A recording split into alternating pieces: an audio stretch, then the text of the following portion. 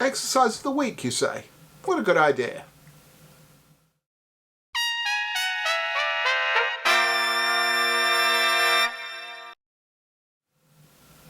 Hi, I'm Brian from Airflow Music. Welcome back to another Exercise of the Week video.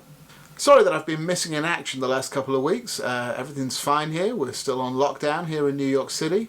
But as some of you may have seen if you follow my Facebook page or Instagram or anything like that, one of the bands that I play in, the Afro-Latin Jazz Orchestra here in New York, we've been doing a virtual big band show every Sunday night at the same time as our regular slot at Birdland Jazz Club in New York.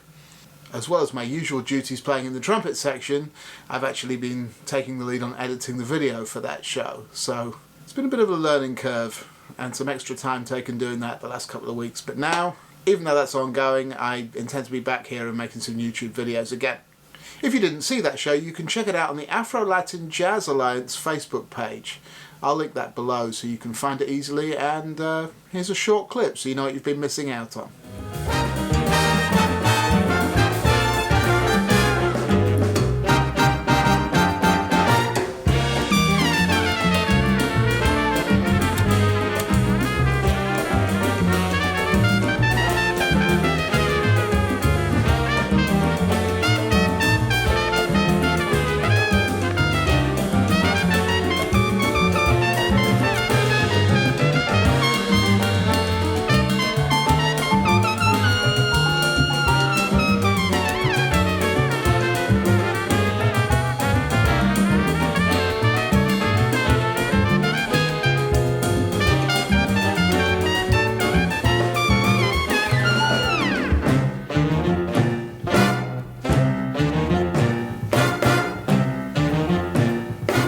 There you go, something a little bit different. Anyway, back to this video. This is an Exercise of the Week video, and the exercise I have for you here is another set of my Twisted Flexibilities. I've shared a few sets of these flexibilities over the last couple of years, and the twisted thing about them tends to be that they're often in odd meters. The set I have for you today has an element of that, but it also comes around to the point finally of why I like to practice these things this way. Playing things in odd meters is a valuable musical skill to keep you familiar with different music, particularly if you're reading a lot of music and needing to sight read things. That's what I do for a living when such things still exist, and we can do that outside in the world. So I started writing lots of odd meter exercises for my own use originally so I could get familiar with them. Now, part of what I've realised in the course of that is it's not just playing in odd meters that can be the problem, but also playing odd meter groupings, odd meter subdivisions within other tempos and things like that. So that's what the exercise I have here for you is all about. It's a fairly standard flexibility series, nothing too complicated in itself, but what we now have is placing the flexibilities at different points in the subdivision chain and placing two different points in the subdivision chain next to each other so we can experience what that's like and how those differ in sound and get used to playing them next to each other.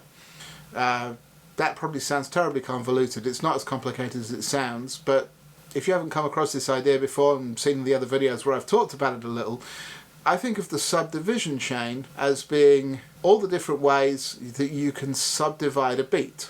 Now, kind of in mainstream music and mainstream music education, we tend to think of these as being the subdivision of one, a whole beat, so that would be the quarter note, splitting it by two, eighth notes, by three, eighth note triplets, by four, 16th notes or semiquavers, so on and so forth. Now, what we tend to do in traditional literature is go 1, 2, 3, 4, 6, 8. And there's no attention paid to the odd or, in fact, asymmetric groupings within those. Now, that always seemed strange to me, and it was something that would hang me up when I was trying to play them in music because I just wasn't familiar with them. I realised that I became more familiar with them once I started doing exercises in odd meters, things like 5/8 and 7/8.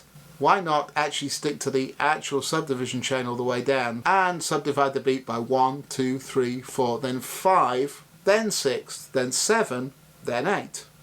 And you can continue that all the way down, but for the most part I stick to doing these up to 8. Okay, again, sounds more complicated than it is.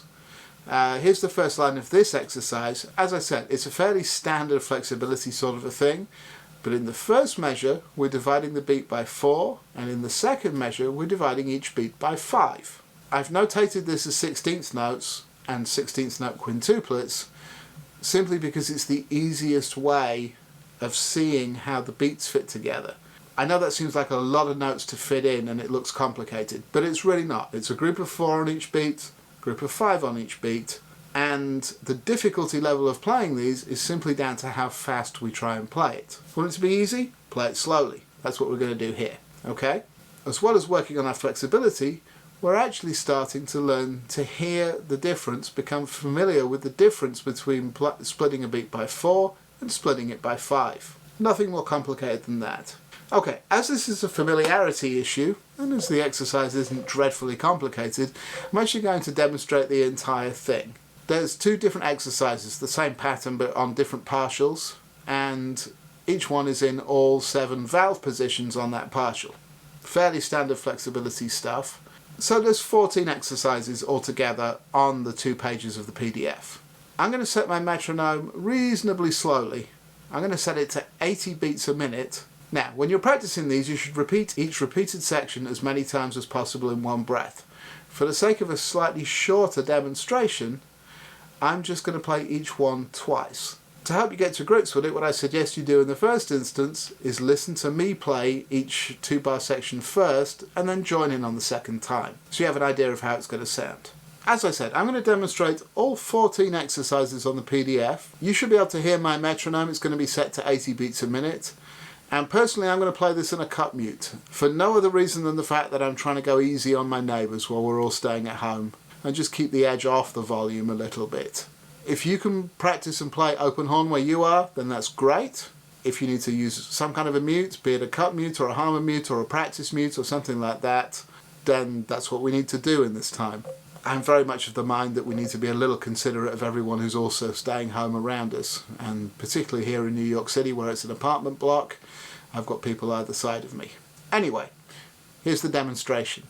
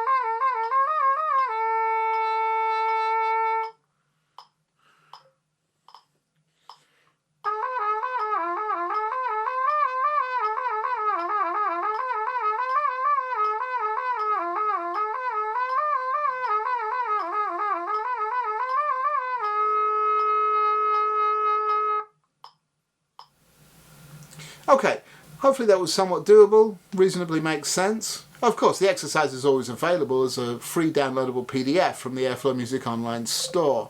So you can hit the link below and check this out for yourself without needing to load back the video, although you can use that to play along with if you like.